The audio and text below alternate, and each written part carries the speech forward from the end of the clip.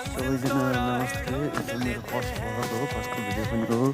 है share like comment गरिदिनु होला, सबैसँग चाहिँ सेयर गरिदिनु होला। म चाहिँ यो बझाङ जिल्लादेखि बोकेर जाने सेतीमाथि ब्युटिफुल चाहिँ चुरेको देखाउने छु तपाईँहरूलाई।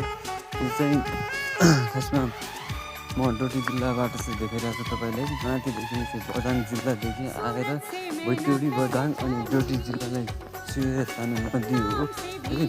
सेती नदी भन्छ यसलाई चाहिँ, सेती नदी हो।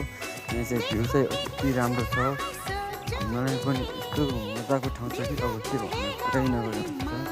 रमाइलो ठाउँ छ, मलाई चाहिँ यति शान्तिपूर्ण वातावरण छ, कुराहरू राम्रो छ।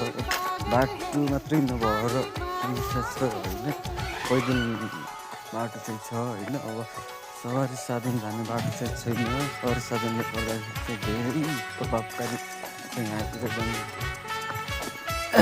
जनशक्ति बरु चाहिँ यसको लागि चाहिँ राम्रो पहल गऱ्यो भने चाहिँ राम्रो हुन्थ्यो जस्तो लाग्छ।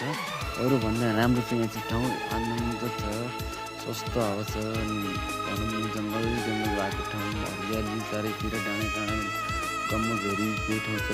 अनि यो चाहिँ हाम्रो चाहिँ बित्थलघाटदेखि बोक्ने, बझाङको बित्थलघाटदेखि बोक्ने, अनि उता आएर डोटीमा जोडिँदो रहेछ है यो चाहिँ नदी चाहिँ। कति राम्रो है यो ठाउँ चाहिँ, अति आवश्यक नै पर्छ यो ठाउँ, जान्नु नै पर्छ जस्तो लाग्छ।